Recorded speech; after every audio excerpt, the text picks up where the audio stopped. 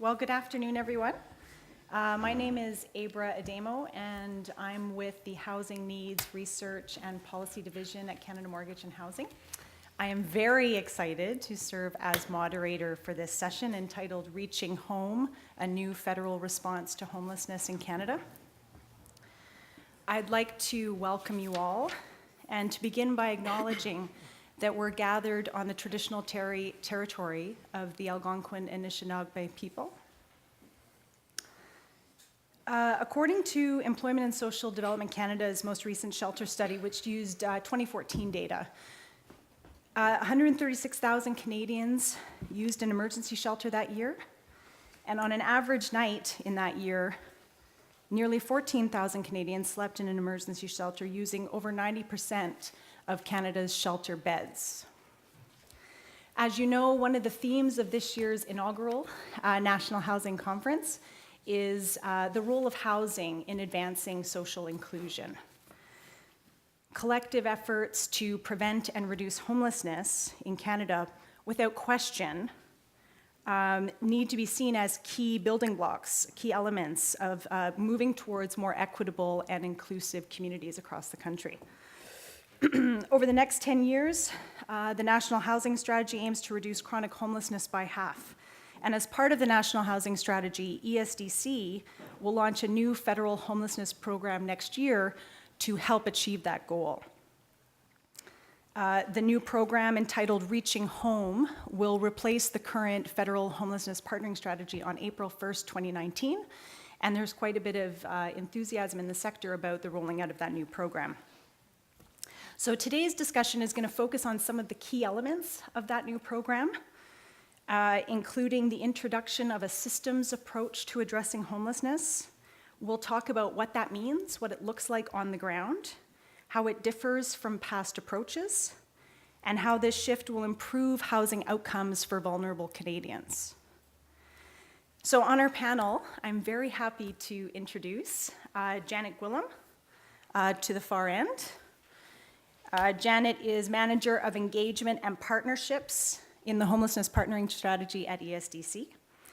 And I think what's really exciting about this panel is we also have community leaders and key partners from Edmonton and Hamilton, cities that are really at the leading edge of some of this work to build more integrated and systems-based approaches to homelessness, including coordinated access and assessment processes, which are ultimately designed to match individuals and families experiencing homelessness as quickly and efficiently as possible to the housing and supports they need to remain housed. So from Hamilton, beside Janet, is Yolisa Jager.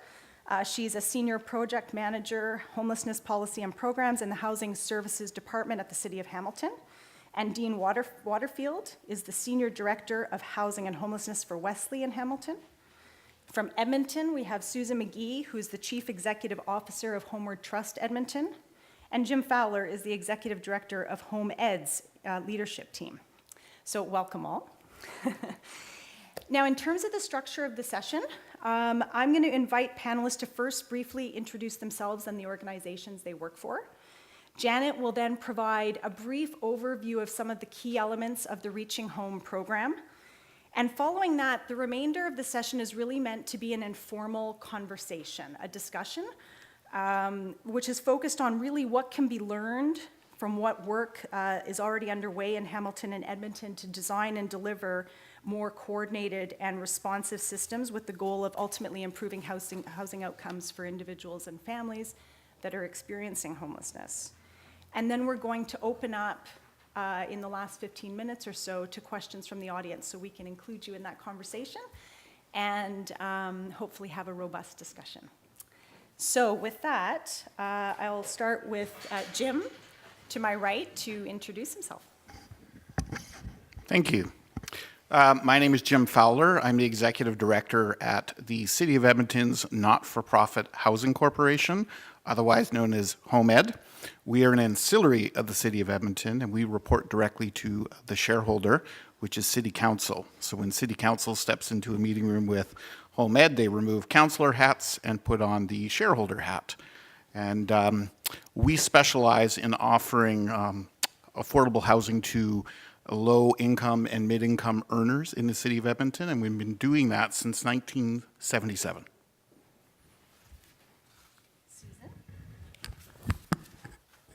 Sorry, good afternoon. I'm the CEO of Homer Trust, as been mentioned. A bit about our organization and its various iterations. We are the community entity in Edmonton administering the homeless partnering strategy, as it's currently called, and have been in that role in its prior organization, the Edmonton Housing Trust Fund, since 1999. So that evolution of the organization over time is pretty important in terms of actually creating the space for us to have as an organization taken on the plan to end homelessness provincially.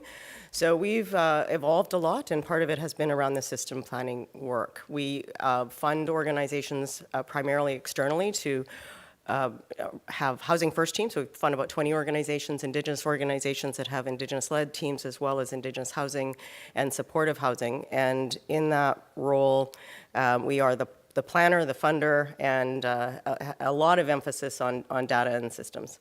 So that's a bit about us. Thanks, Susan. Abra said to be quick, so you can read more about myself in the program or visit my LinkedIn site. Wesley is a large nonprofit organization. Besides doing housing and homelessness and being a housing first provider, we also run a by-process family shelter in Halton region. We deliver housing first in Hamilton, Halton, and the city of Brantford, and also do place-based supports within social housing that are based on housing first principles. I'm a proud Hamiltonian, so Hamilton has had coordinated access for over a year. A region of Halton is probably about 8 months to having their coordinated access system up and running, and City of Brantford just joined the 20,000 Homes Initiative, which we've been doing this under through the Canadian Alliance to End Homelessness. Hi everyone, I'm Yolisa Jager. I am a senior project manager with the City of Hamilton on the homelessness policy and program section within housing services. And we are the service manager, and so we fund and oversee the homeless serving system programs within the city. Before I joined the city, I joined them in the summer. I was working in women's homelessness. So I was working as a director of Good Shepherd Women's Services, where we operated housing first programs that had a gender-specific design, as well as shelters and other gender-specific programs. Oh, do I have to introduce myself too? So you can introduce yourself, and then if you'd like to just move Sure, on to your I'll just keep going. Okay. Hi, everybody. My name is Gwilliam. I'm the Manager of Engagement and Partnerships at the Homelessness Partnering Strategy. I've been in this role for about 2 years. My team had the great pleasure of supporting the Advisory Committee on Homelessness last year and all the consultative work that we did to get to Reaching Home. I've been with the ESTC for about 10 years, and before that I worked in social services. So I am really pleased to be here today. I'm very grateful to our panelists and to Abra for moderating. I'm going to give you a brief overview of Reaching Home just to kind of set the context for where we're going. As some of you may know, on June 11th, Minister Duclos announced Reaching Home, which will replace the Homelessness Partnering Strategy on April 1st, 2019. So Reaching Home is a $2.2 billion investment over 10 years. It's designed to support the goals of the National Housing Strategy. As Abra mentioned, the signature goal is a 50% reduction in chronic homelessness over 10 years, so by 2027-28. Some aspects of the HPS will continue into Reaching Home, primarily that it will remain a community-based program. It was one of the things that we heard most loudly from stakeholders, that it's a real strength of the program that it is led by communities. The minister in June and also in November at the Canadian Alliance and Homelessness Conference outlines some more aspects of Reaching Home, including 2 big program shifts. One is the introduction of coordinated access, so taking a systems-based approach to ending homelessness, and a shift to an outcomes-based approach. So some of you in this room are very familiar with coordinated access and some of the challenges and opportunities that it provides. We're going to be talking about that today, others not. So hopefully we'll be learning a lot about that. Coordinated access primarily is to help communities shift to more coordinated and systems-based approach to addressing homelessness. The goal is to help communities ensure fairness, prioritize people most in need of assistance, and match individuals to appropriate housing and services in a more streamlined and coordinated way. So we know that this is going to translate into better outcomes for individuals and also for communities. Under Reaching Home, and in line with the government's commitment to reconciliation with Indigenous peoples, as well as the Advisory Committee on Homelessness recommendations to address the overrepresentation of Indigenous peoples in our homeless populations across the country, Reaching Home will increase dedicated funding to address Indigenous homelessness. We're doing this by maintaining the funding to the 37 communities who already deliver Aboriginal homelessness funding. That's the current stream, but also working with national Indigenous organizations and other Indigenous community service providers to design the incremental funding that will increase. We're also creating a new territorial homelessness stream. So we have in the territories 3 separate streams of funding that have been there for many years. We're collapsing those funding streams into one in order to recognize the unique challenges that homelessness presents in the north. So that funding stream is being increased and also co-designed with territorial partners. In Quebec, federal homelessness programming is delivered through a Canada-Quebec agreement with the province of Quebec, and we will be renegotiating that agreement in order to flow Reaching Home funding into that province.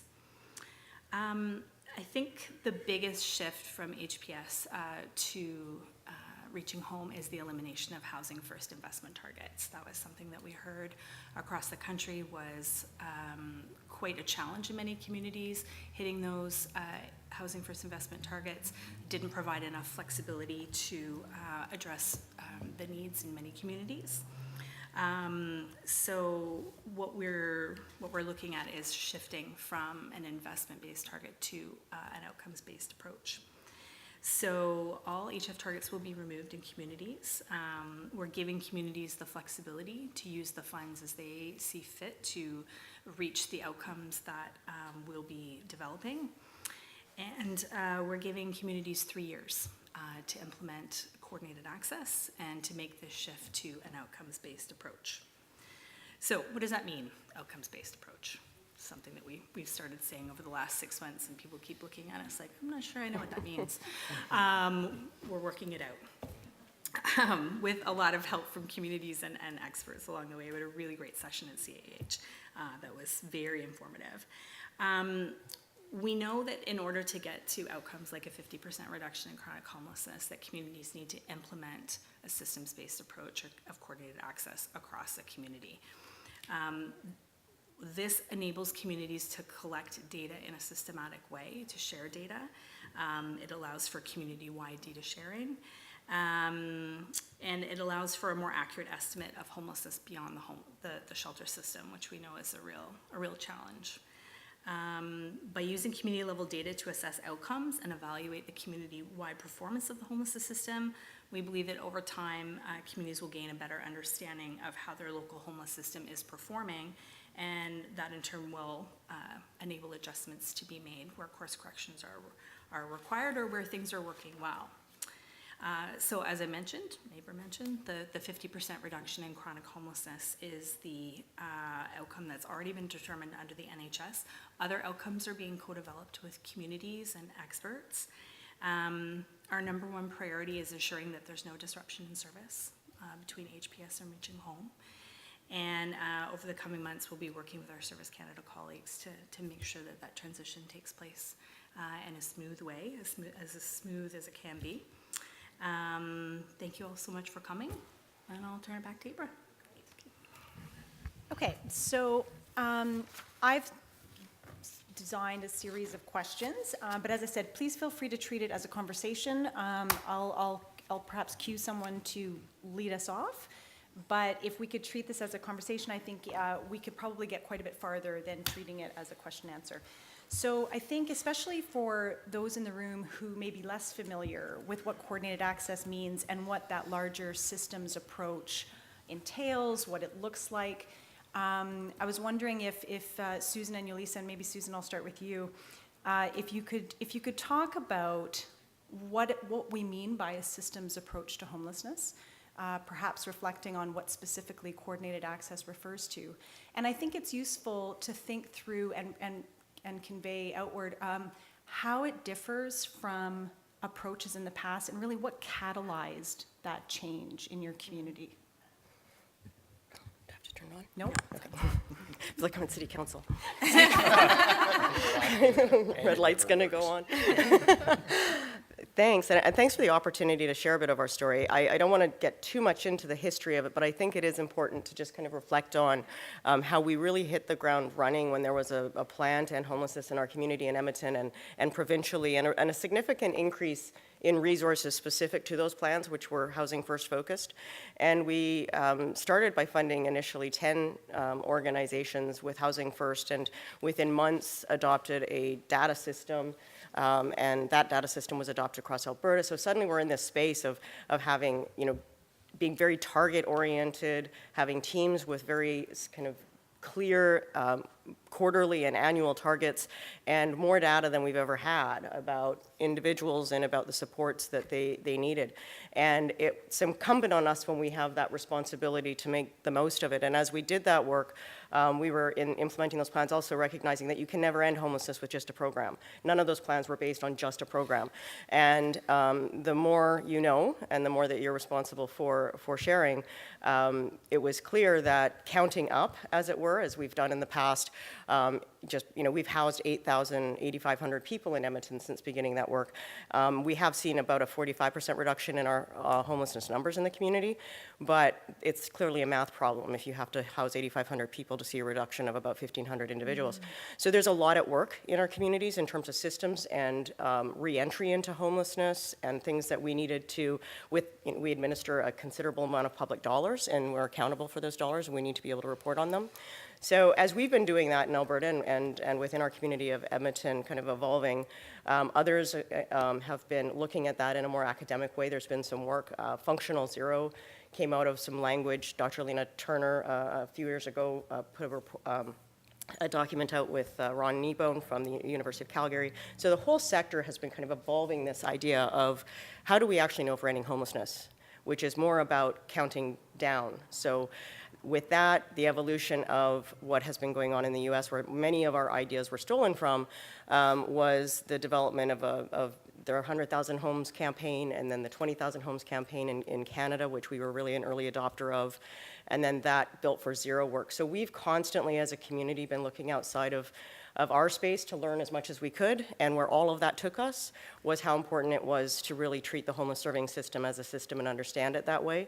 And once you do, and when your mindset is there, if it's a system, you can optimize it, you can think about its moving parts, and you can really better understand the problem, which is really what all of this is about. It's a very messy, terrible crisis of homelessness, and it's a problem that we're all working hard to solve, so we need to know it as much as possible. So from there, coordinated access for us has become kind of a pretty technical space. We use the VI SPDAT, which was developed by OrgCode, and we basically through our office and through all of our partners, there's actually 61 entry points that have been trained with the assessment tool, libraries as well in our community. And so we can add people to our by names list, which literally is by name, individuals experiencing homelessness, and either divert them as quickly as we can through fairly immature diversion programs right now. It's an area that we're developing a lot more, or through coordinated access, fully assess them, and then focus on the most vulnerable on that list. And in terms of that, also make sure that they're being connected to the right services in the community, and that some of our teams focus on more complex, they provide more clinical supports like ACT and pathways. So that's kind of the process as it's been developed. It is never perfect, thus the designing perfect working reality. You will never take humans out of this work. If you think of all the different transactions that go in terms of just assessing somebody's circumstances, self-reporting, and the fact that we see very different reports evolve in terms of individual stories as they become more engaged in the program. So at every one of those transactions, we know that there's a lot of room for not so much error, but we're doing our best with all the best information that we have all the time. And that's really the reality of the work. Great. Yolisa, I was wondering, as part of your response, if you're comfortable taking an individual point of view. So, for example, to get a sense of how it differs between, what we're working towards as a systems approach, how does it look differently for the individual compared to how communities have worked in the past to address housing and support needs? Sure. So I would say that from an individual or a household that's experiencing homelessness, moving towards coordinated access means that there is a clear and seamless way to maneuver through the system and make a quick connection to appropriate housing with the right level of supports. So I have a slide, I'm not sure if we can bring that up. What we were sort of working with before was a first come, first serve type of system. So if you showed up at the shelter, if there was a bed, you come in. And it didn't really take into consideration the need to prioritize the limited resources that communities do have to really ensure that we are providing the level of support and the right housing for individuals. What we want to do with coordinated access and with sort of the backbone of real-time data and a by-name priority list is essentially what we see on this slide. So on the one hand, you have the old system where we have housing. It's hard to get to. It's not transparent how you get to that, who qualifies for that housing. Is the support not enough? Is the support too much? Versus a clear way where a person or a family only tells their story once, there's a common assessment tool, and there are referrals made to the appropriate type of housing and level of support. So it's what we're aiming for is something that's streamlined and that expedites housing placements. Thank you. John, anything to add? John? Jim? Jim! Sorry. That's okay. I'm sorry. That was great. I was just waiting around. Who's John? At you like, I know. That's okay. That's all right. Good moderator. Let's not gonna talk, I'll talk. What was the question again? we were talking about systems approach, coordinated access, and if you could give this sort of housing perspective on what does this mean for individuals who are trying to get into housing? That visual right there is incredibly accurate for us as a, more of a traditional landlord with a holistic outlook. It creates a great deal of clarity for us. We struggle at times when we do have people that maybe, currently dealing with a homelessness situation, and they come in through our door directly without being a referral, for example. Where do we begin? Where do we direct this person? Even as a, with our role in the city, we're not very clear at times as to where we should be directing this individual, whether it be to Homeward Trust or to another organization. So this provides a lot of clarity as well. But it also should excite landlords to hear conversations like this because it gives us a lot more confidence when you have a systems-based approach versus siloed approaches. You're going to get that consistency, and I can trust that and really kind of invest myself in the program and not be so concerned about the failures, which we as landlords tend to remember more than the successes. And, that's something that when I'm talking to other landlords and the topic of housing first comes up, you really do have to steer those landlords and saying, remember, there are way more successes than there are failures, and that's really what you need to look at, right? And that's the way we look at it as well. I was going to say, Jim, as a housing first provider, we do remember our failures too. I can guarantee that. I think when you look at the triangle, my staff used to waste a lot of time on the outside of that triangle, and And the profoundly marginalized people that we work with already have enough access barriers. Why would we give them another? So that I said in the meeting last week that we don't take referrals. Our job no longer is to house people out of the shelters. Our job is we take people off the by name list according to their acuity. That means their highest need. And acuity is really, when we talk about assessment, the VI SPDAT by org code, that's an acuity tool. And it's an important tool because it's that person's comment on where they think they are in their life according to the criteria on the VI SPDAT. But it's not an assessment, but it gives us an indication as to where the level of need is. Back in 2010, when we first started Housing First in Hamilton, we also operate a low impact, low demand, or high impact, low demand day center. We would look at the marginalized people coming in there. We knew they were staying in a shelter. We were wondering, why aren't they being referred to Housing First? You know, and now we no longer have to worry about that question, or we don't have to worry about me putting out a yearly report of where our referrals have come from, showing that most of them are actually coming from our day center rather than emergency shelters. So now we just take the names according to acuity off the by name list, and our staff work with those. Thanks, all. So it might be interesting and useful to move on to the idea of partnerships. In some ways, we've already gotten into this a little bit, which is interesting. In some respects, and perhaps in very concrete ones, the shift to a systems approach implies thinking about partnerships differently, strengthening partnerships across the sector. And so perhaps this time we'll start with Jim and Dean. Can you describe, and I think your initial comments around landlords is really interesting, and if there's anything you can add to that, that would be helpful. What does it mean in terms of partnerships to implement a systems approach? What's really needed at the partnership level to make it work? Thank you. It's a great question. I really think that clarity around the program itself and what it entails is a very important thing as well.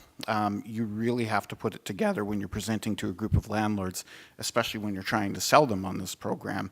It really does need to have that level of clarity for us to feel confident in getting involved. And, you know, quite frankly, for me as a landlord, to sell it to others as well. It's certainly, that's something that we do. We tout the program, we ask for others to get involved, and we take great pride in you know, recruiting other landlords to get involved in this important program as well. I'm just trying to think of other things as well, kind of. Other partnership dimensions. Yeah. Well, I mean, it's something as well that we realize that there's plenty of great partners in the city of Edmonton for us to get involved as well. I mean, we're not alone, and these tenants that are placed with us have a tremendous amount of support, and to see that level of support growing and improving is fantastic, that's for sure. Dean, do you have anything to add? And could you provide an example of a partnership that has been instrumental, or something that you think builds on that discussion? Well, I think coordinated access, if I could think of it as a partnership, it's really a collaboration. And by collaboration, I mean that when you join, you are giving things up. That's true collaboration. When you come to the table, you have to be prepared to give something up. And from Wesley's perspective, we've always definitively believed in that.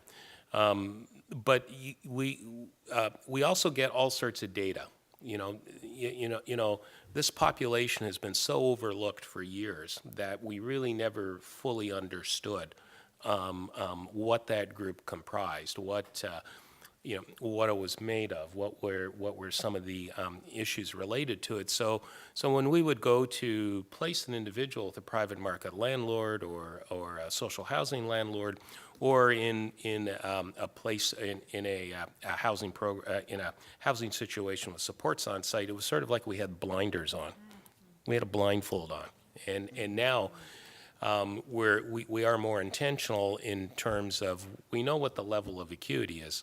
sometimes we also know, we've known this person now for 3 or 4 years too, because they've sort of been in and out of wanting to join the more formal system of actually having your own place. So my staff are more intentional. I think they may disagree, but I think they don't do as much running around the community trying to find people now too. Because we have a partnership with shelters, transitional housing, the other housing first providers. We've collaborated with women before. There was, in fact, an email that I got when I was at the conference here about one particular woman who everyone's been looking for, and I was able to send them along to the appropriate person because they're part of this partnership. I knew who to direct that individual to. Coordinated access, you really need to have a membership agreement or a memorandum of understanding. You made us sign one. The same ways we have we have data agreements. But then once you get that, then people who are on the outside of you, why are they on the outside? You now have the ability to bring in more partners because they're now working on the outside, and that's in our next cycle of development. That's what we're doing. I should say, I think Susan made a really good point. You really have to have a continuous improvement focus on your coordinated access. So you're using a PDA cycle to continually and constantly monitor what's working, what's not, stopping what's not working, changing that, and continuing to move forward. Thanks, Dean. So Yolisa, would you like to sort of build on some of these? And I'd love to hear more about how you and Dean's organization work together and what that partnership looks like. So I think, so some thoughts that come to my mind is that not only is it partnerships that get strengthened within the sector itself, which we have lots of examples of, particularly when we are trying to support someone with high acuity chronic homelessness. Sometimes the person needs multiple supports in the community to really make sure that we kind of progress towards housing and the person feels supported. So that is really important, but also it gives you the foundation from which you can start to include other sectors. So in Hamilton, we recognize, for example, that housing is like medicine. Housing is medicine, and so many of our individuals on our by name priority list have multiple health concerns, mental health concerns, and we're understanding that we need to also bring in our health-funded programs. We need to bring in the DSO organizations. We need to bring in child welfare. So once we can have a solid sort of core group that we is working well and seamlessly together, it gives us the foundation from which we can engage larger systems and have a more human services response to an individual's experience of homelessness. So I think a good example of what Yolisa is talking about is the Hamilton Police Services is a very valuable partner of our coordinated access through a program that we call social navigation, which is police services, emergency medical services, and various agencies such as Wesley working together to not necessarily direct people into the justice system, but to actually keep them out and to get them reattached to the social services or other services that they need, which being disconnected from them was probably more of the reason why they came to the attention of the police. So that's included some pretty good outreach work in terms of people with acute mental illness living in bus shelters, being treated in a very dignified and appropriate manner, getting them into the mental health services that they needed, rather than having a high force police intervention to remove them from a bus shelter, for example. Yeah, I think it's interesting how that language matters. I'll echo that that we heard at lunch. Even in this space, as we've evolved our work, we've started to pay attention to that language around partnership and when it is and when it isn't a partnership. In that, for instance, in that coordinated access contracted agency that provides Housing First services, we've changed all of our contracts, so we subcontract to them. We consider ourselves in some spaces to be a general contractor to end homelessness, and so we subcontract parts of that responsibility in the community as opposed to a funder. And so that's a change in language. Community agencies in that relationship would not probably describe it as a partnership relationship because it's contract. I may have a different relationship with the same agency that's more reflective of a true partnership, but just as we kind of have developed the complexity of the system that we work in, or that we haven't developed the complexity, but as we've developed our understanding, we also know that we will never have enough money to influence those mainstream systems and to provide all of the mental health services required, or even the housing required. So there's influence that's required where you will never have control. And to build those relationships and to have partnerships in some ways, but also, a lot of that is creating the space for leadership within administration in those large government organizations, be it Alberta Works or be it health. Alberta Works would jurisdictionally, like that's the welfare, I guess, vehicle in Alberta. But just for those leaders in those systems to participate and make a difference within what they can do. And those are other kinds of relationships. So I think that kind of language, as we evolve it and the precision of it, is interesting, because I've certainly got pushback specifically on the word partnership when I'm clearly contracting. So we've touched a little bit on what some of the changes involved in this shift are, but we know that undertaking this work is a significant change management exercise, major changes. And I'm curious, and I'm just going to open it up this time and sort of, again, encouraging conversation. What has that change management process look like? Is there anything we haven't touched on? And what kind of support do communities need? I'm thinking in terms of capacity, but also other areas, to really make that change process successful.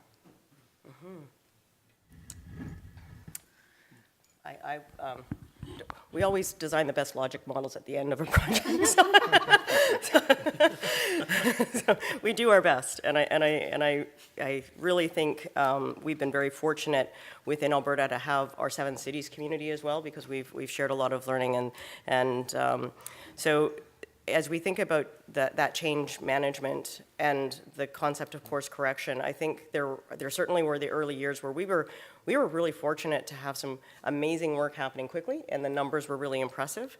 But we didn't dig deep early, as I think communities have the opportunity to now, in terms of being able to benefit from some of the work being done by Canadian Alliance and the federal government in training and capacity building and technical assistance.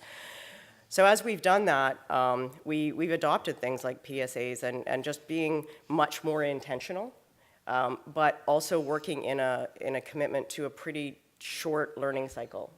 So we don't have 2 years to figure out we spent the money in a less than effective way, because that's a lot of money and that's a lot of people. And we remind ourselves internally all the time that it's incumbent on us to do the most with what we have, and that people's lives depend on it, because they literally do. So I think adopting some of those things, I know that we talk, and for boards, I mean, we're all accountable to community organizations that want to plan with as much clarity as possible. I'm fortunate to have a board that, we talk about planning and course correction, the difference between like planning a route between A and B versus, sailing. You never go in the same direction as your destination when you're sailing, but if you're a good sailor, you will get there faster than other people. So, just really understanding what the work is has been an important thing in terms of supporting us to do the best we can, as opposed to trying to be perfect about how we do that work. I would add that in Hamilton, we've really embraced failing forward. So, when things don't go well, while you've fallen on the floor, pick something up when and move forward and take those learnings. I think in terms of implementing coordinated access, there's training, there's training, and then once you think you've done enough training, there's more training. So I think it's a huge transformation, so do not underestimate how large scale this is. It's a change in operations. It's a change in how communities advocate for themselves. It's a change in at many different levels. And so a change like that doesn't happen overnight. So there needs to be patience, there needs to be support.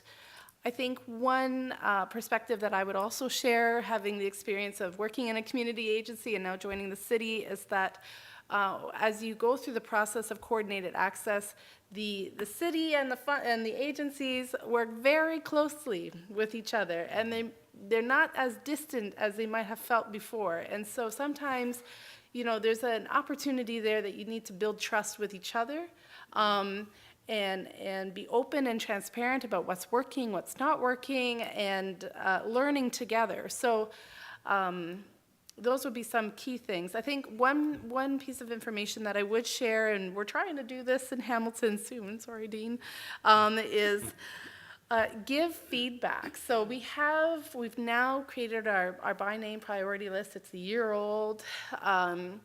We've been able to arrange the data collection in such a way that we now can sort of manage some real-time analysis of it, and we need to give that information back to the community. So we know in September, for example, our inflow into our homeless serving system was smaller than our outflow, and so we need to share that with community. And we also know in October that our inflow was greater than our outflow. So we also need to share that with community and have us come together and say, okay, what is happening in our system? What should we do to address these trends that we are seeing?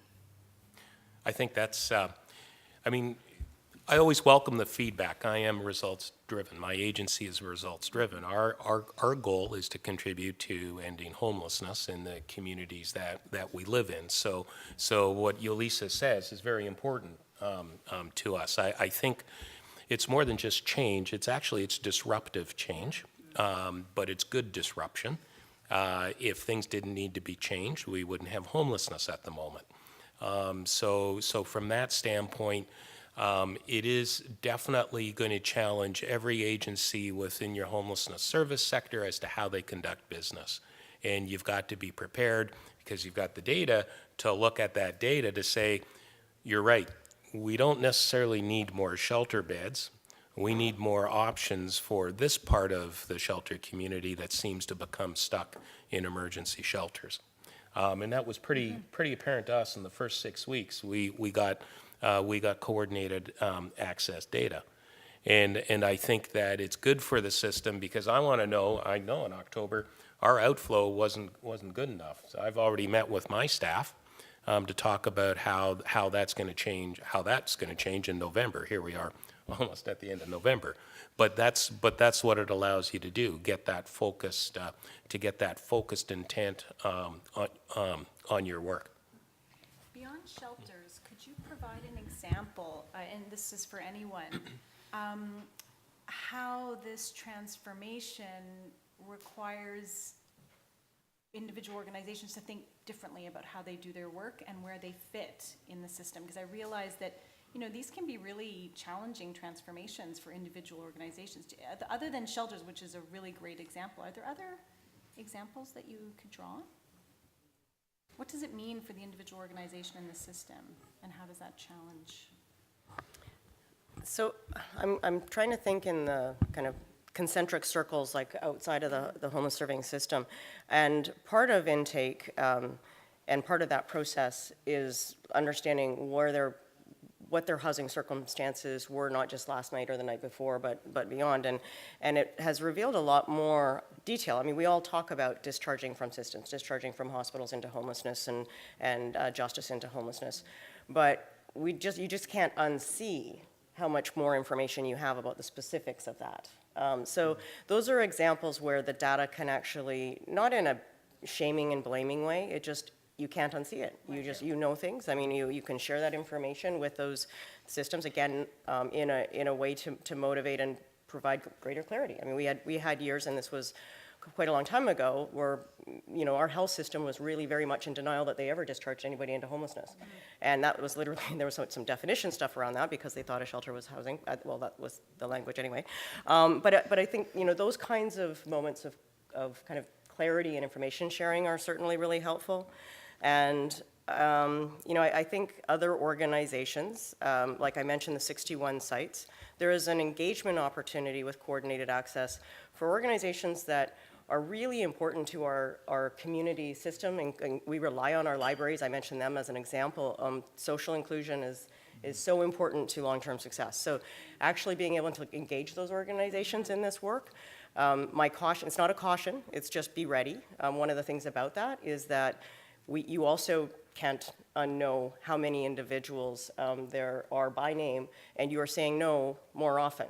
so there's a great deal of stress in having a list with 1,500 individuals on it and knowing how long they've been homeless and where they are, and we just don't have all of those spots right now. So we're working on that, but it is what it is. And as I say, I think we have to go boldly into being willing to see the entire complexity and difficulty of this problem, and the more we can share that with others outside of the people that daily and for decades have been doing work for vulnerable people, and the more we can expand at that, I think we can create greater change.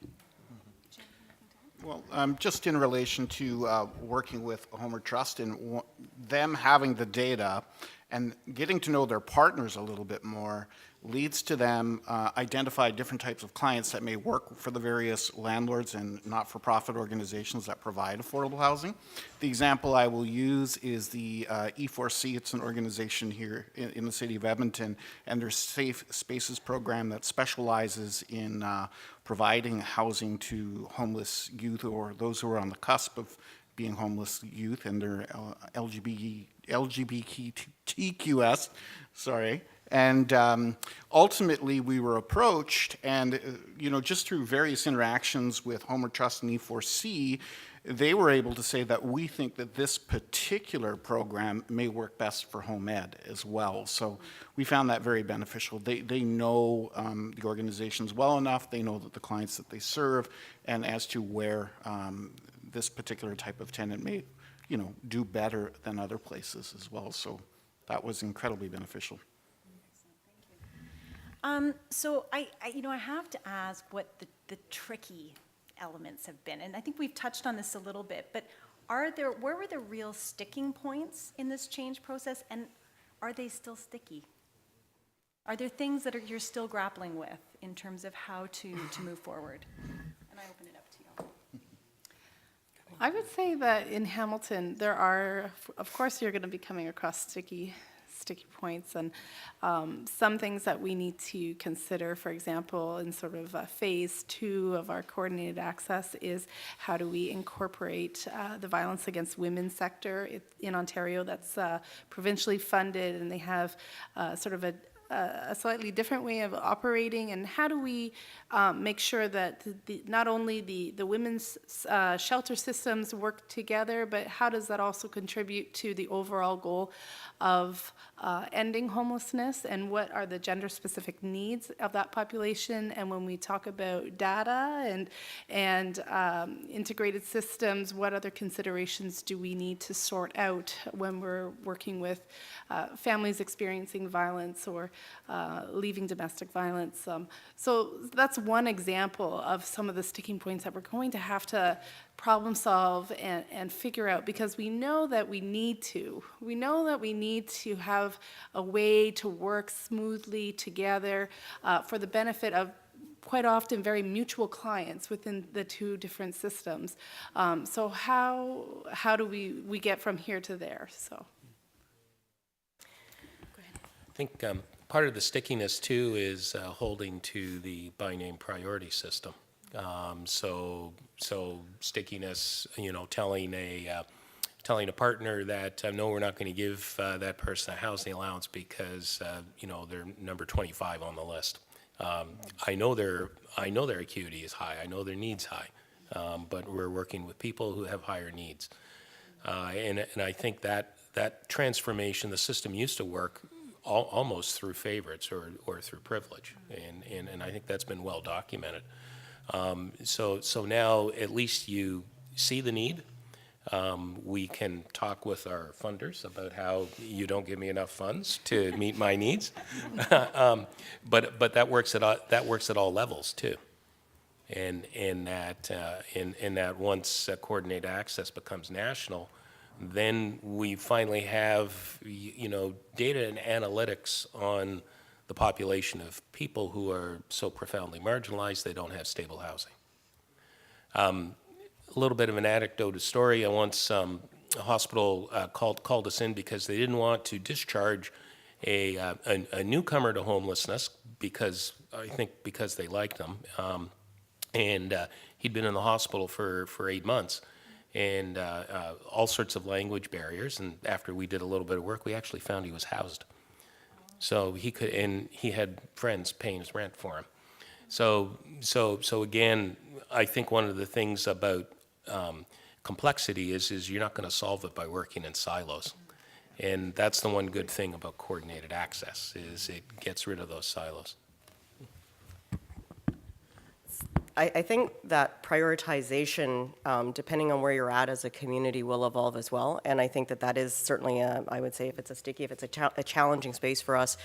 And I'm going to try to do this really quickly, but if you can imagine a system where there's multiple agencies supported, FTEs, we do this calculation around spaces, their expected graduation, what their capacity is, what their caseload should be in a 15 to 17 range. And if you multiply that by multiple agencies that we fund, and as we've housed and prioritized, and we, over the course of a year, really focused on that top band, the top group, that were more challenging to place, multiple rehousings take a lot of time, housing targets for how FTE would go from 6 to 2 a month. So those are really big. Like, if you look at that just in terms of adding that up, that can be millions of dollars of wasted resources that then we're not really optimizing. So we've taken a step back to look at how we continue to work the list and homelessness as quickly as possible for as many people as possible, and attend to the fact that we also can't have teams that can only support 5 people or 8 people because of the complexity. So just really looking and being real about what we are investing in community. Planning to shift, our update to our plan is very much an intentional shift of resources to support people with more complex needs and permanent supported housing and scattered sites, as well as other forms of support from the intensive case management teams. And so I think that part of prioritization is a messy space. We can, you have to always be doing the math and looking at the entire system and making sure that you're doing it in a transparent and engaged way with community, so that we share that responsibility of saying, okay, we're still housing off the top of the list, but we have to balance caseloads, otherwise we have latent resources in our community. And on that, I think that part of that drive, I will say, this is really hard work, and staff literally are traumatized when they have been doing it a long time. And the support for those staff is another part of that, just understanding what they go through and being able to support them in our community practice and providing the resources to do that. And it's sometimes you don't catch it because if you're not really intentional about making sure that people are taking care of themselves and their teams and their agencies are taking care of them. Those are the kind of things that I would say right now are tough in our community. They're challenging problems, and you can't design yourself out of it. It's that's the human part. Well, I think it's interesting that you're talking about your team and the importance of supporting them.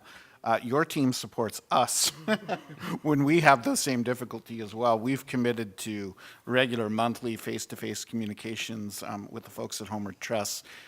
We really want to increase our participation in the program steadily and over a kind of a we want to get more aggressive with it, but we don't want to jump into it too quickly as well. So having those face-to-face meetings with their team has been truly beneficial, and it really has resulted in steady growth in our participation in the program. And we're very invested in increasing those numbers as well, but I'm just chuckling because her team supports us as well, because it's our site team as well that we have a model, whereas we have live-in site managers as well, and we're all interested in this program. We really are invested in it, and her team is such a support to our team as well. So It's a good thing. So before we open it up for questions, I would love to just hear final thoughts on what this means to individuals who are experiencing homelessness, what the benefits, you know, if you could boil it down to one or two, what are the key benefits, the key takeaways as to why communities should be making this shift? Can I say? You absolutely. I want to start with, I think, stability as well. I mean, that's the number one thing. More consistent services as well. I would think that would be one of the benefits right off the top, that stability. And you'd be able to pinpoint redundancies a lot quicker as well, in my mind as well. Once you're sharing, you're collaborating, you could become way more efficient. And when you're efficient, you're cost effective as well. And that's what jumps to my mind. So yeah, I mean, ultimately the housing itself and just being able to access it when without supports, that would have been just impossible, and landlords would not have entertained an individual with no employment history, let alone housing history. But I think, you know, there's a dimension to this that is also all really about hope. You can have real conversations with people and they actually know you can get them housing. Like it's not an aspirational conversation. We cut checks every day within hours of somebody being able to identify a home. And just to be able to do that versus, and sometimes we have to remind ourselves as a community what it looked like 10 years ago when that looked like getting in line for an application where unlikely you were ever going to get a call back. So I think that confidence in that process, even though they also know that they may not be the first on the list, and that's there. An interesting other piece, and I think kind of along the lines of just the individuals in our community having agency. Like I've seen a real, you know, empowerment in that, and sometimes I'm the brunt of it. That's okay, you know, where individuals get very frustrated. But that's actually, you know, individuals who are also advocating for themselves, talking to their MLA, because they know that there's services that they need to be able to access. And it hurts when you can't actually do everything as fast as you'd like to for people, but I talk about it internally as a positive thing. Actually, I'd much rather work with a person who's talking to their MLA than someone who's just not talking, right?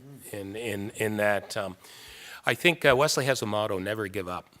And that does, a concern of mine absolutely has been staff burnout, because we don't give up on individuals. But now through coordinated access, I know that I can rely on partners to actually help carry that load on individuals who have complexities in their life that will take longer than a year or two to resolve for them.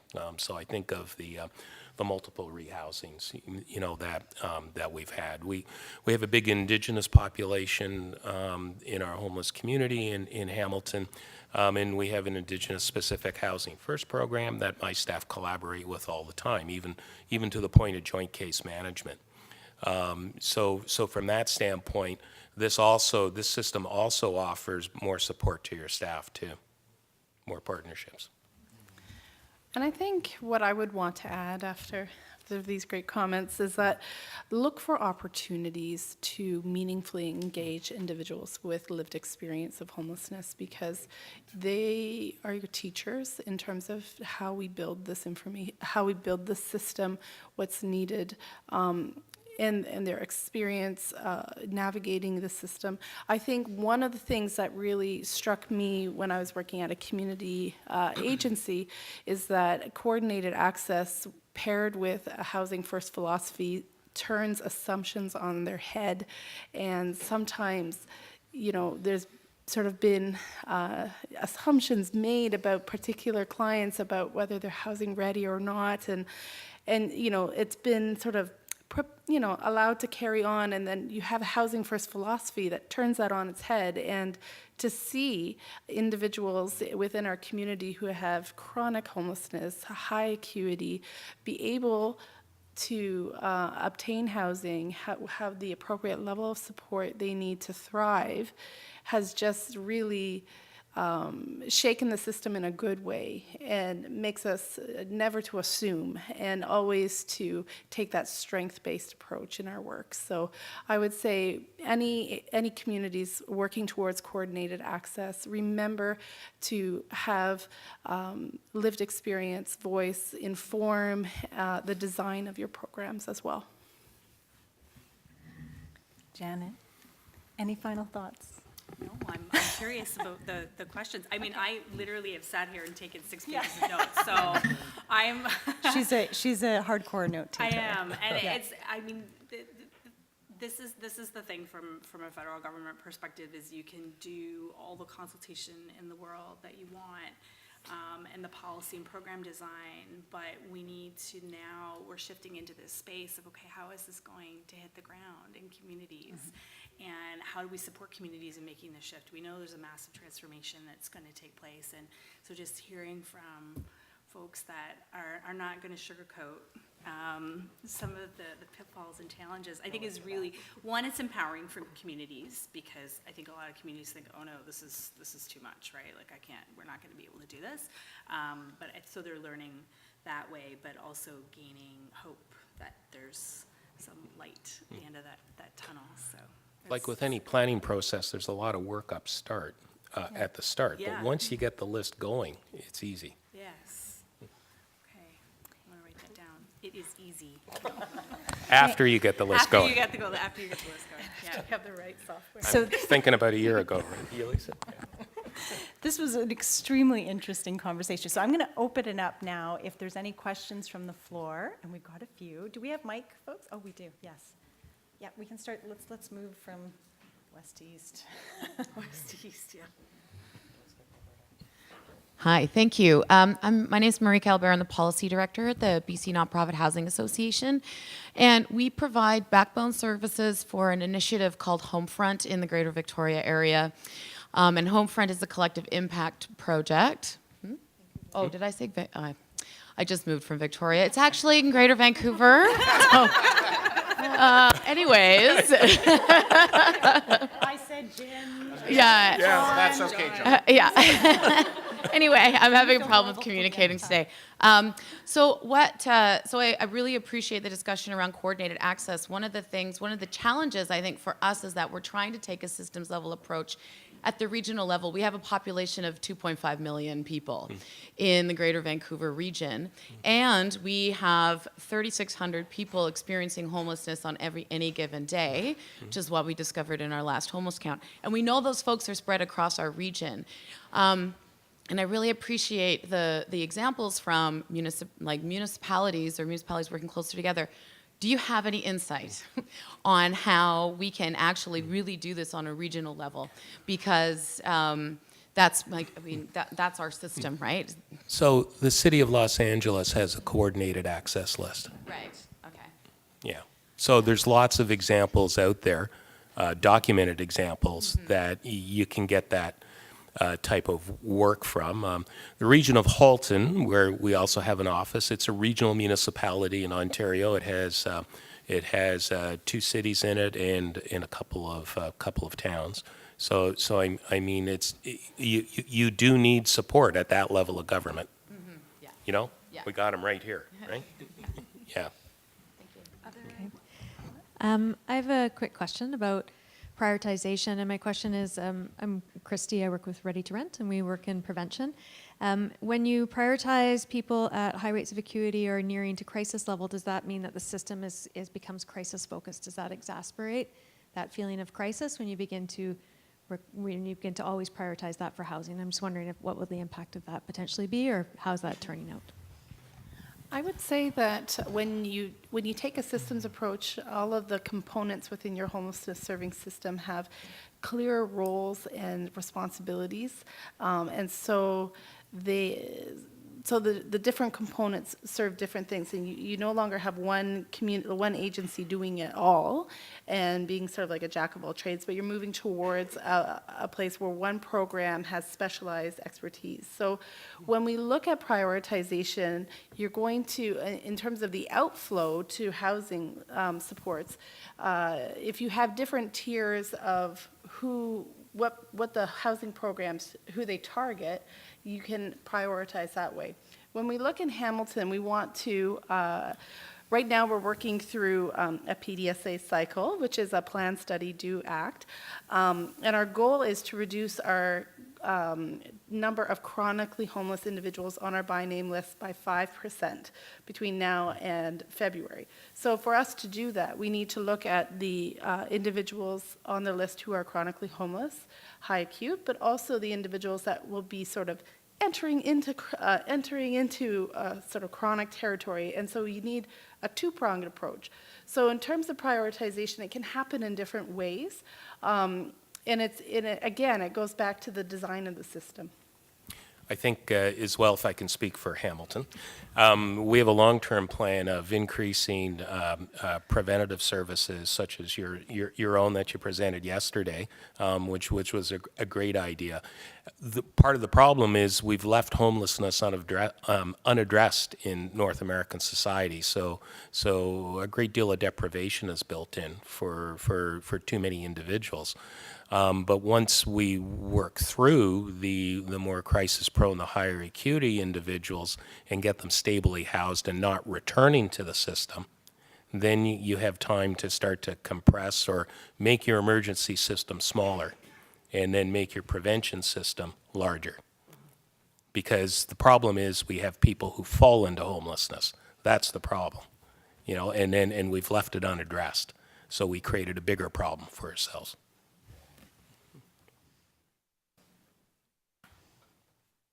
I'm Mandolin, and I'm from Saskatoon. I work for an agency called Aid Saskatoon. And I just have a question about the prioritization as well, plus disclosure and the legality of that. As most of you know, Saskatchewan has 3 times the national average of HIV-positive individuals. So a vast majority of our folks are HIV positive. And so I'm just curious about the coordinated access and the legality of disclosures and how those fit in. And obviously, if they are not stably housed, they're not going to be stable enough to take their medications to become undetectable. So how does that prioritization work, and how does the legality work of non-disclosure? So there's other people in my office that should probably answer that better. But I think in the middle of all of this, there's a lot of information being shared. So there's a lot of work, obviously, communities are going to have to do to ensure that they've addressed that and that they have the appropriate forms in the signing off on information sharing. We have teams that we actually fund Alberta Health Services for 2 teams, which sounds crazy, but we don't fund all of the team. And when it comes to those providers that work within the health system, we have different levels of control over information sharing and what is disclosed. So I think that specific question, though, is worth further follow-up. I know it's not unique to your community, and I know that in our community, I can certainly follow up with you and share what we have done to ensure access. And I think the data question often comes from a place of just being able to share any personal information, but that's a much deeper one. I think it's a good. I think that was a good point in terms of you have to have the you have to have a common consent. You have to have the network, the signed legal network behind that in order to enable that. And that type of information, we have sort of cutouts, what I'll call cutouts, where we would keep that confidential, but it's still part of the prioritization on a need-to-know basis. And just to add to that from a landlord standpoint, I'm always on the outside of not knowing any information because it's none of my business, and quite frankly, it's not information I should have. But for us to truly serve the people that live within our communities, we at times feel that we should be involved and we should be kept informed. So it's incredibly frustrating for us, but we have to be willing to let go of that and to understand that people have the right to privacy and they need to be able to keep information to key stakeholders. Not everyone that's part of this whole collaboration needs to know everything. You have to be, what you said earlier, you have to be willing to kind of let go of things. And for me to be a successful participant in the program, that's something we let go of. Hi, folks. I'll try to ask this fast because I know you've been waiting too. So thank you for this presentation, and I'm just starting to learn about coordinated access, so please forgive me if this kind of question is like something everybody's talking about all the time and I just haven't got the memo yet.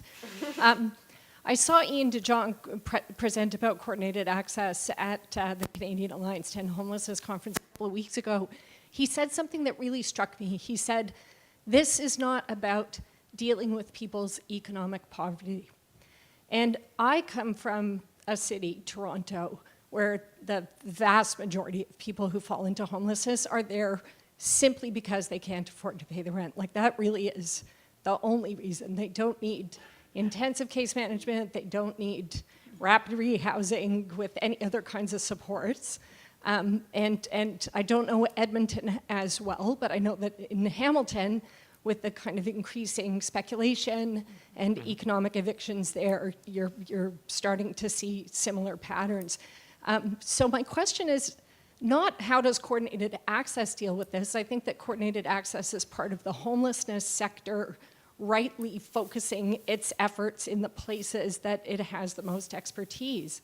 But what has this process revealed to you in your communities about those systemic gaps that other sectors need to close? You spoke a bit about health services discharging into homelessness, but your housing system, your income support system, if we have welfare payments that are structurally too low to pay the average rent, for example, what kind of perspective has this helped to provide about those other big systemic changes that need to be in place? Well, I think I can jump in here. I think, what we're learning with coordinated access, learning what level of support people need, it's also made us think made us look more intentionally internally at the city about our own social housing wait list, our residential care facilities, how they operate, how do we connect people to both systems, right? So it really does make us think more broadly about what people actually need to exit homelessness and be stable. And if that just means that there is some additional financial or crisis support, maybe that's what we need to look at. And then we're not over-serving people too, and sort of smothering people with support when they don't need that level of support. They just need this timely, critically timed intervention to sort of get them stable and moving on. So I think this is really uncovering for us all the different types of supports. Now, again, limited resources, so we have to sort of understand where we're going to put the investment and what impact that's going to have. But there are other systems, even in-house within municipalities, that can be tapped. I appreciate you acknowledging that it is within that space, because I think that once, as we've been resourced, there's a lot of expectations of referring everybody to housing first, and coordinated access doesn't mean that we can do that. Like, it's really not that in communities. And also, I think, nationally for the last few years, there's been some tension around housing first, and I'm in rooms where it's, yes, but, housing first is great, but until we end poverty, we'll never end homelessness. And so that conversation, and it's very real. I mean, we have an end poverty Edmonton strategy. It's critical. We're very, so we're a yes and community. Yes, we can end homelessness, and we need to end poverty, and we can't just focus on one thing. And for a while, I certainly know that it was the really shiny, getting all of the attention around ending homelessness and housing first, and it's been amazing what it has done. I mean, it's saved lives, but that is and we need to continue to do that work. We have 50,000 families every night in Edmonton that could face a housing crisis with just one paycheck, let alone those who are still actually working 4 jobs. And I think, I mean, poverty is definitely a risk factor for homelessness, but it is not homelessness. Homelessness is a complex issue. What the problem with poverty is it amplifies the other risk factors, such as contact with a child welfare system when you were young, being homeless when you were young, having trauma incidents as child or youth or adult. So I mean, there is not a magic pill, really what you're talking about is there needs to be some systemic intervention by government in order to prevent people from falling into homelessness. And then there needs to be a better system that picks them up quickly or lets them pick themselves up quickly and get out. Housing First is not a preventative program. It's not a solving program. It's a mitigation program of a crisis that is preventable.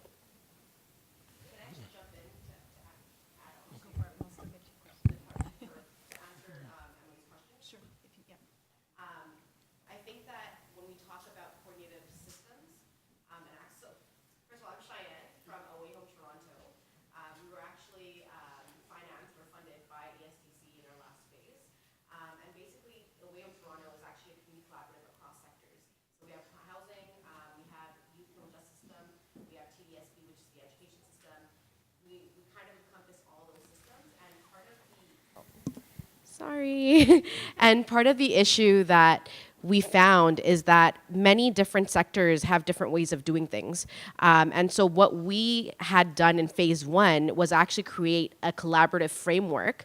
And in phase 2, every single sector looked at the framework and looked at their own operationalization within their organization and saw ways that they could actually finesse their operations to reflect the framework. And that made it even more easier and better to actually work better together, because if we didn't do that, we wouldn't be doing the same type of work, and we wouldn't be able to I guess, uphold some of that principles and values that we came up in phase 1 to ensure that we upheld the dignity of young people. So we did youth homelessness. So to uphold the dignity of young people, to make sure that those principles of anti-oppression and all those other values are incorporated throughout our work when we are, accessing each other's services or trying to coordinate that system in terms of planning and strategizing as well.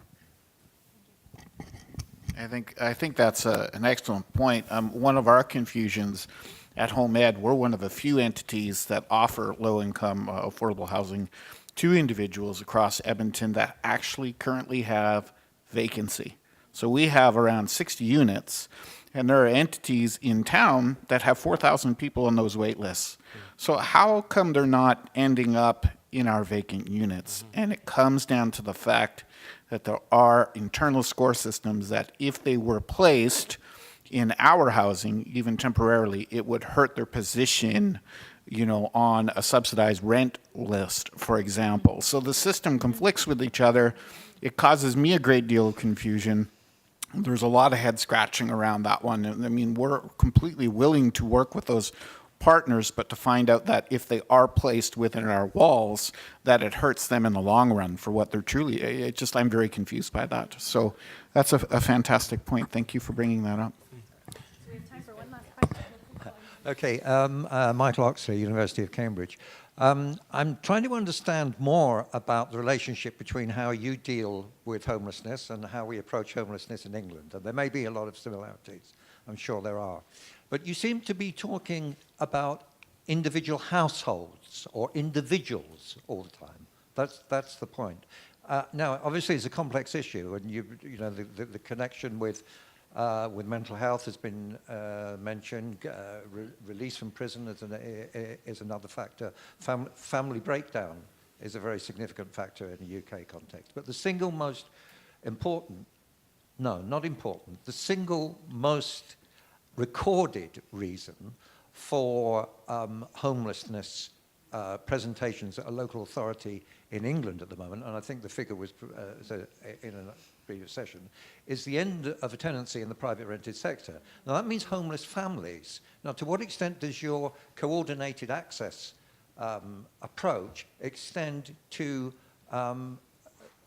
providing a range of services for homeless families as opposed to homeless individuals?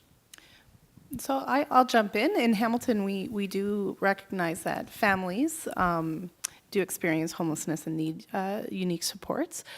So we have a specific shelter for families. We also work very closely with the VAW system, which are often women-led women-led households. But within our family center shelter, we have eviction prevention programs, staying home program. We also fund the Housing Help Center, which also can provide that type of support as well.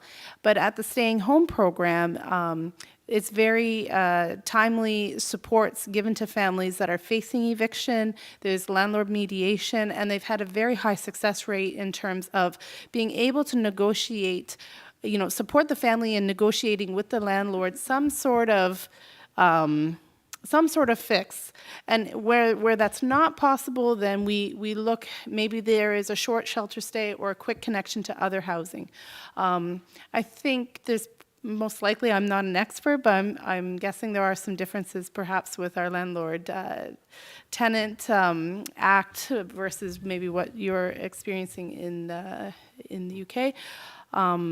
But that vulnerability around being evicted, there are supports that are in place. However, that said, Hamilton is also experiencing gentrification, and it's experiencing those pressures, and there are a lot of landlords that might want to place pressures on. So we know that those pressures exist within our city as well. I don't know if Dean, you want to add? In the region of Halton, we have a family service. It's a process-based shelter. That means for families. That means there's no bricks or mortar. But from the time that we get an emergency call to the time that we have them back in stable housing, on average, is 32 days. And that system's being plugged into the Halton coordinated access system. So it's a different region. We've learned from each other actually in terms of in terms of supporting families, but families absolutely can be built into this process. I'm going to make a pitch for just how important it's been in our community to have delegated the responsibilities of being able to respond to the need in the community, and in a very responsible way. But just to give you an example, so we have the YMCA would be the team that focuses primarily on families. Not that any team can't, but we do have a team. Our by name list has at any given time just a few families on it. It can go up and down for various reasons, but we did have a couple of years ago in our community, I think about 3 years ago when it was triggered, a public relations crisis as much as anything else for the government, in that we don't have a family shelter, but families are housed in hotels, and our emergency funding for families would pay the hotel. And so we were paying hotel nights for families to stay in cases a year in a hotel, which is just ridiculous cost. But besides that, the public relations issue was that some of those hotels became hotspots for our police system, and they were basically not fit for accommodation. I mean, they were really, really poor standard. The health was investigating. It just triggered, the police hotspots triggered an entire system response to go in, videotape these hotels where families were living, and it was, like running water issues, there was mold. And so we were suddenly enrolled in a solution of we needed to house 200 families within a year, and some of them very large families with multiple hotel rooms. So we were able to just in days reallocate some of our resources. It meant that we weren't going to house as many others, but those were circumstances that we took on, so that we reallocated some of the staff within the teams to specifically focus on what we called an urgent family response, and we're rehousing out of those hotels that were being shut down. We've had to do different things where we've emptied a building because it was being shut down by health again, and that kind of messes with this idea of a perfect scenario where we've got a list and we only hose off the top. But that is what happens when we can actually respond at a community level and get away from this, kind of bureaucratic structure and within kind of legislated environments. It makes some people uncomfortable. Like a worker literally has $3,000 to spend on housing somebody in their jeans, so they can just go do that. Like they don't have to go and apply for that. So it's a very different environment, and I just really advocate for as much of that delegation as possible. It's called having an agile system, though. Right? So I'm going to wrap up because I see we've gone over, but I think it was really helpful and productive. Great questions, so thank you for bringing those with you. Thank you to all of our esteemed panelists and for sharing your journeys through this transformation. Hopefully everybody in the room took something away that is useful. So I'll encourage you to break for coffee. There are refreshments in the networking area, and then there will be a plenary beginning again at 3:45, I believe. So enjoy the rest of the conference, and thank you all for coming.